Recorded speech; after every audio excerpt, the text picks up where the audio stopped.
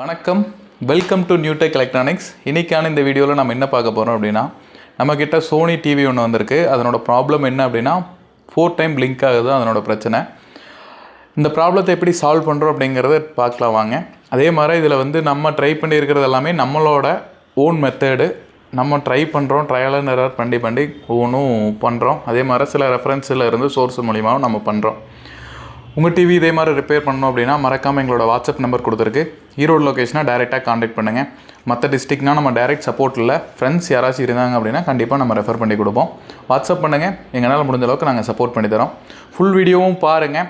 இப்போ இந்த நான் பண்ணக்கூடிய சொல்யூஷன் வந்து பார்த்தீங்க அப்படின்னா, இந்த மாடலில் இந்த ப்ராப்ளம் ஆனதுக்கு நான் என்ன பண்ணுறேனோ இந்த மாடலுக்கு உண்டானது மட்டுமே தவிர எல்லா மாடலுக்கும் இதே மாதிரி காமனாக பண்ண முடியும் அப்படிங்கிறது கிடையாது.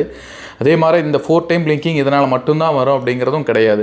மதர் போர்டு சைடு இருக்கக்கூடிய இஷ்யூஸ் எதுவாக இருந்தாலும் இந்த மாதிரி ஏதோ ஒரு எரர் கோடுக்கு போகும். அந்த எரர் கோடை வச்சு நம்ம இந்த ஏரியாவில் ப்ராப்ளம் இருக்கலாம் அப்படிங்கிறத வோல்டேஜ் சார்ட்டை வச்சு நம்ம செக் பண்ணி நம்ம ரெடி பண்ணுறோம். வாங்க இந்த டிவினோட மாடல் நம்பர் என்னன்னு சொல்லி பார்த்துட்டு சொல்யூஷன் பண்ணலாம். ஃபஸ்ட்டு இந்த டிவினோட மாடல் நம்பர் வந்து பார்த்தீங்க அப்படின்னா KLV 32W622G அப்படிங்கிறத இதனோட மாடல் நம்பர். இப்போ இதனோட பேக் டோர் எல்லாமே ஆல்ரெடி நம்ம வந்து ஓப்பன் பண்ணி வச்சிட்டோம். நம்மளோட கன்வீனியன்ட்டுக்காக மைக்ரோஸ்கோப் வந்து இப்போது யூஸ் பண்ண ஆரம்பிச்சிட்டோம். ஏன்னா ரொம்ப கண்ணு பிரச்சனை வருது அப்படிங்கிற ஸ்ட்ரெயின் ஆகுது, அந்த மாதிரி பிரச்சனை வருது அப்படிங்கிறனால நம்ம இந்த மைக்ரோஸ்கோப்பில் பண்ணுறது கொஞ்சம் ஈஸியாக இருக்குது. டெக்னீஷியன் நீங்களும் இது மாதிரி மைக்ரோஸ்கோப் யூஸ் பண்ணீங்க அப்படின்னா நம்ம கண்ணு கொஞ்சம் பாதிப்புகள் வந்து ரொம்ப குறைவாக இருக்குது. ஃபஸ்ட்டு நம்ம உங்களுக்கு நேச்சர் ஆஃப் ப்ராப்ளம் என்னன்னு சொல்லி காமிச்சிடலாம். இதனோட ப்ராப்ளம் வந்து நம்ம கனெக்ட் பண்ணோம் அப்படின்னாவே கனெக்ட் பண்ணிட்டு சுவிட்ச் ஆன் பண்ணிட்டு பவர் ஆன் பண்ண ட்ரை பண்ணோம் அப்படின்னா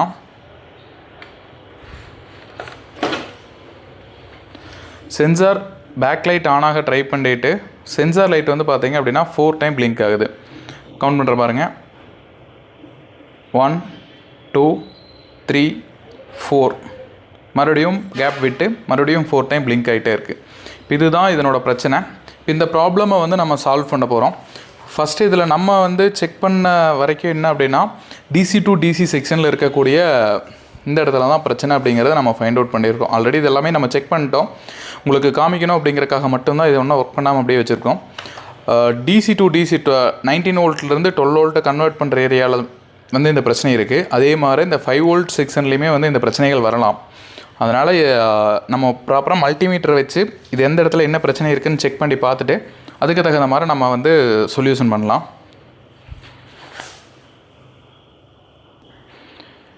இப்போ இந்த செக்ஷன் உங்களுக்கு காமிக்கணும் அப்படிங்கிறக்காக நான் வந்து மைக்ரோஸ்கோப்பில் உங்களுக்கு காமிக்கிறேன் பாருங்கள்.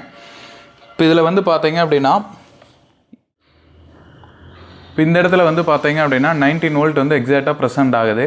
பட் அதே இதில் இந்த சைடு கன்வெர்ட் ஆகி வர வேண்டிய இந்த இதில் ரெடியூஸ் பண்ணியிருக்காங்க. இதனோட வேல்யூ வந்து 3R3019007. இந்த காயிலிருந்து இதை ரீப்ளேஸ் பண்ணாலும் ரெடி ஆகும். அப்படி இது கிடைக்கல அப்படிங்கிற பட்சத்தில் நம்ம buck board step down use பண்ணி 19லேருந்து 12 வோல்ட்டு கன்வெர்ட் பண்ணிடலாம். ஆக்சுவலாக இந்த வோல்டேஜ் சார்ட்டில் நம்ம எடுத்தோம் அப்படின்னா இந்த இடத்துல வந்து பார்த்திங்க அப்படின்னா 12 வோல்ட்டில் வந்து ப்ரெசென்ட் ஆகும். இந்த இடத்துல ஒரு பிரச்சனை இருக்குது. இதனால தான் வந்து அந்த 4 டைம் பிளிங்கிங் எரர் போகுது. அதே சமயத்தில் பேரலாக ஆப்போசிட் சைடு பார்த்தீங்க அப்படின்னா 5 வோல்ட் வந்து வரும். இந்த இடத்துல வந்து பார்த்தீங்க அப்படின்னா 5 வோல்ட் வந்து ப்ரெசென்ட் ஆகும். அந்த 5 வோல்ட் வந்து ப்ரெசென்ட் ஆகுது நம்மளுக்கு. சில கேசஸ் வந்து பார்த்தீங்க அப்படின்னா இந்த 5 வோல்ட் வந்து ஸ்டெப் டவுன் ஆகிறதுல வந்து பிரச்சனை இருக்கலாம். இந்த இடத்துல பிரச்சனை இருந்துச்சு அப்படின்னாலும் சேம் 4 டைம் பிளிங்கிங் எரர் தான் போகும். இப்போ இது நம்ம வந்து இந்த காயில் வந்து நம்மக்கிட்ட இந்த ஆக்சுவலாக வந்து இந்த இடத்துல தான் நம்மளுக்கு இந்த காயில் தான் பிரச்சனை அப்படிங்கிறனால நம்ம இது ஸ்டெப் டவுன் பண்ணுறதுக்கு ஸ்டெப் டவுன் போர்டு எதுவும் யூஸ் பண்ணிடலாம் அப்படிங்கிறனால நம்ம இதை வந்து இந்த காயில் நம்மக்கிட்ட அவைலபிள் ரெடி டவுன் யூஸ் பண்ணுறோம் அப்படின்னா ஸ்டெப் டவுன் காயில் வந்து கொஞ்சம் ஒர்க்கிங் இதுவும் பக்காவாக இருக்கும். ப்ளஸ் வந்து இது நம்மக்கிட்ட அவைலபிள் இல்லை அப்படிங்கிற ரீசன்னால் இதை வந்து ப்ராப்பராக ரிமூவ் பண்ணி விட்டுட்டு இந்த இடத்துல வந்து 12 வோல்ட் வந்து நம்ம மாற்றி விட்டோம் அப்படின்னாவே பக்காவாக வந்து ஆன் ஆயிரும். இப்போ நாம் இதை ரிமூவ் பண்ணுறதையும் பார்க்கலாம்.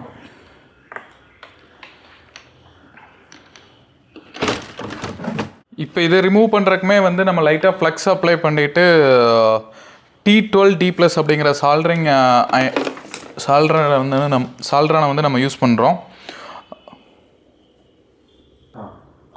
இப்போ இது வந்து நம்ம ஜஸ்ட்டு லைட்டாக லெட் அப்ளை பண்ணிவிட்டு லைட்டாக தூக்கணும் அப்படின்னாவே இந்த மாதிரி வந்து ப்ராப்பராக ரிமூவ் பண்ணிக்கலாம். சைடில் எந்த காம்பனண்ட்டும் டேமேஜஸ் ஆகாது. இது வந்து ப்ராக்டிஸின் அடிப்படையிலேயே வந்து நம்ம இந்த மாதிரி வந்து எடுக்க முடியுமே தவிர டைரெக்டாக நீங்கள் எடுக்க முடியாது. ஏன்னா இது பக்கத்தில் இருக்கிற அந்த காம்பனண்ட்ஸும் சேர்ந்து டேமேஜஸ் ஆகிறதுக்கு உண்டான பாசிபிலிட்டிஸ் அதிகம். எடுக்கிறப்போ ரொம்ப கேர்ஃபுல்லாக தான் இது பண்ணணும். பக்கத்தில் இருக்கிற காம்பனண்ட் வந்து டேமேஜ் ஆகாமல் நம்ம இந்த மாதிரி ப்ராப்பராக கழட்டி எடுத்துக்கணும். நம்ம இப்போ ஜஸ்ட் வந்து இந்த சைடு வோல்டேஜ் பிரச்சனை, இந்த சைடு வந்து நம்ம 12 வோல்ட் கொடுக்க வேண்டியது வரும். ஜஸ்ட் நம்ம அதை மட்டும் இப்போது ஸ்டெப் டவுன் போர்டு யூஸ் பண்ணி இதை ப்ராப்பராக ஃபிக்ஸ் பண்ணலாம்.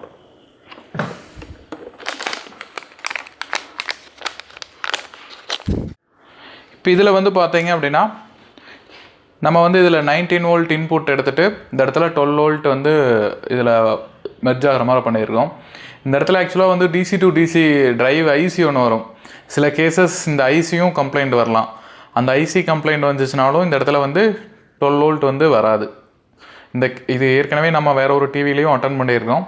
இந்த ஐசி ஏதாச்சும்னாலும் நம்ம இந்த மாதிரி மாற்றுறது வந்து ரெக்கமெண்டபிள் தான், ஒன்றும் பிரச்சனை இருக்காது, பக்காவாக வந்து வேலை செய்யும். இப்போ இதில் வந்து நம்ம ஸ்டெப் டவுனில் வந்து என்ன பண்ணியிருக்கோம் அப்படின்னா 19 வோல்ட்டை வந்து ப்ரீசெட்டை யூஸ் பண்ணி 12 வோல்ட்டுக்கு ஸ்டெப் டவுன் பண்ணி பக்காவாக ரெடி பண்ணியாச்சு. இதுதான் நம்மளோட ஃபினிஷிங் அவுட்புட். வீடியோ கடைசியில் என்ன ஆகுது அப்படிங்கிறதும் காமிக்கிறேன். நம்ம அந்த எரர் எப்படி அரெஸ்ட் ஆச்சு அப்படிங்கிறதும் பார்த்துக்கலாம். இப்போது நம்ம டிவியை ஆன் பண்ணோம் அப்படின்னா எந்த விதமான பிரச்சனையும் இல்லாமல் ஆட்டோமேட்டிக்காக ஆன் ஆகி எரர் கோட் எதுவுமே சிம்டம் எதுவும் காமிக்காமல் ப்ராப்பராக உள்ளே போய் டிவி வந்து ரன் ஆக ஆரம்பிச்சிருச்சு. தேங்க்யூ. இது போன்ற வீடியோக்கள் வேணும் அப்படின்னா மறக்காமல் நம்ம சேனலை சப்ஸ்கிரைப் பண்ணுங்கள். தேங்க்யூ ஃபார் வாட்சிங்.